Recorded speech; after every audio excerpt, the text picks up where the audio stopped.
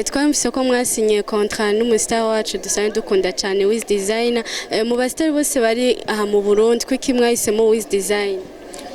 Mbo sikuvuga ngo twahisemo Wiz Design, iyi ni intango kandi twe dukeneye benshi, ni nkuko nabose tukorana kuko urabona dufise igisata kinini sana dukora mu izo bari video. Ego Wiz Design turamufashe kubera Wiz Design sikuvuga ngo n'umuntu uvuga twabaye nk'abagenzi nyuma y'imyaka 2 heze, niyo mpamvu twashimye turabe ahantu tushobora natwe kumugeza tumukure nkaho bari bamushikanye, niyo mpamvu twahisemo kumutora Wiz Design. Mpaka kumugeza mu camake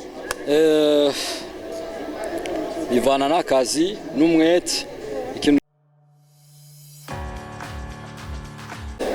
Hello abakunzi ba Yakin TV, ndabaramugije cyane. Imbere akantu kumwe na Novela, inyuma akantu kumwe na DJ Yakini, umuproducer abikora neza cyane. Hama uno musi nabatumiye mutumire nabazari mutumire adasanzwe cyane. Mwese ndibaza muramubona ko ari ubudasanzwe, murabona n'ingene yambaye n'ingene aberewe. Nashanda bakire.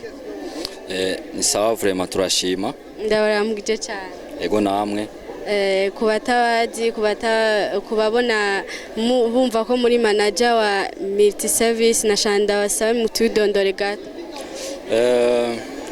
Yego mu bisanzwe ni je manager wa multi service, nkaba nitwa Kazoza Isa Byamungu, niyo mazina yiwanje. Gusa benshi hariho bamenyereye Byamungu, hariho bamenyereye Isa, hariho n'abamenyereye Kazoza. Gusa Kazoza kubera ari izina ry'umuryango yasokuru rinda ridushikaho natwe twese. Nashaka ko tuganira ku bijanye na Kazoza multi service nka manager wayo. Niki kintu coba catumye ariyo muhitamo mukayita uko onye canke mukayicrea nkuko mwayicrea mukayizana?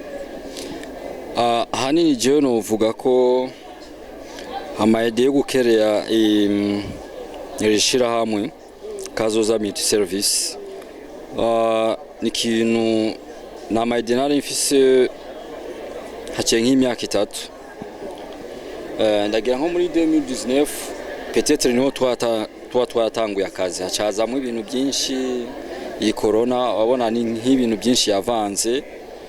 Hama iyi Kazoza guhita mu iryo zina Kazoza, mbo nashatse nanjye ndaririndi zina ry'umuryango nk'ukuntu abari barifise kera nabo baririnze. Yego nika ko n'abana bawe bose bitwa nka Kazoza canke abuzo kwibaruka?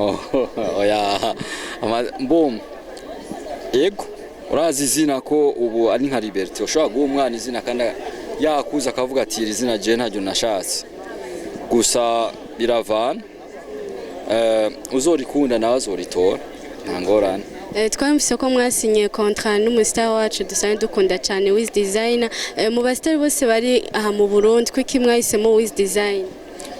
Mbo sikuvuga ngo twahisemo Wiz Design, iyi ni intango kandi twe dukeneye benshi, ni nkuko nabose tukorana kuko urabona dufise igisata kinini sana dukora mu izo bari video.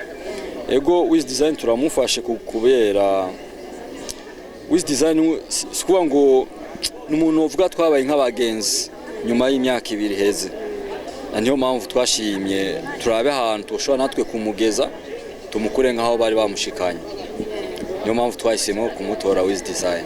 Mpaka kumugeza mu camake bivana n'akazi n'umwete.